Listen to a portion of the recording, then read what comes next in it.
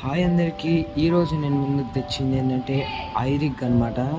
ఈ ఐరిగ్ దేనికోసం యూజ్ చేస్తారు అనేది నేను చెప్తాను. ముందుగా దీన్ని అయితే నేను అమెజాన్లో అయితే ఆర్డర్ చేశాను. ఇదైతే చాలా వార్డులకైతే మనం వాడుకోవచ్చు. ముఖ్యంగా వీడియో రికార్డింగ్ కోసం, లేదంటే మెయిన్గా గిటార్ ప్లే చేసే వాళ్ళైతే దీన్ని అయితే కొనుక్కుంటారనమాట. ఆడియో ఇంటర్ఫేస్ కొనుక్కోలేని వాళ్ళు దీన్ని కొనుక్కొని గిటార్లో ఉన్న సౌండ్ని క్లారిటీగా అవుట్పుట్ అయితే వస్తుందన్నమాట. దానికోసం కొనుక్కుంటారు. నేనైతే దీన్ని ముఖ్యంగా వీడియో కోసం అయితే కొన్నాను.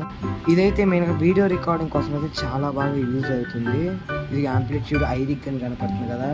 Plug your guitar into your phone, iPod, iPad and rock out అని రాస్తుంది. ఇప్పుడైతే నేను ఓపెన్ చేయబోతాను. ఓపెన్ చేసి మీకు చూపిస్తాను చూడండి.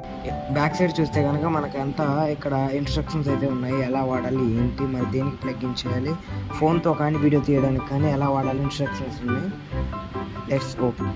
ఇదిగోండి ఫ్రెండ్స్, ఓపెన్ చేస్తే ఇలా అయితే ఉందన్నమాట. ఇదిగోండి, ఇదే మన ఐరిగ్ అనమాట. చూడండి ఇలా ఉంటుంది. ఇది మన ఐరిగ్ అనమాట. ఇదిగోండి చూడండి, ఇక్కడ కనపడుతుంది కదా ఈ పిన్ను. ఈ 3.5mm పిన్ అయితే మనం మొబైల్కి కనెక్ట్ చేయాలి. తర్వాత ఈ పిన్ చూడండి, బ్యాక్ సైడ్ ఇది కనపడుతుంది చూసారా.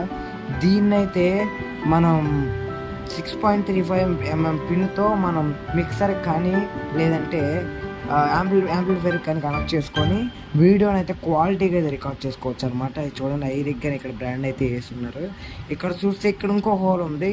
ఈ హోల్ ఎందుకంటే, ఈ పోర్ట్ ఎందుకంటే, ఈ పోర్ట్ వచ్చేసరికి మనం ప్లే చేసేది మనకి హెడ్ ఫోన్స్లో వినపడడానికి అనమాట. మనం దీంట్లో ఇయర్ ఫోన్స్ పెట్టుకొని మనం ప్లే చేసేది మనం క్లారిటీగా వినవచ్చు. అవుట్పుట్ కూడా చక్కగా వస్తుంది.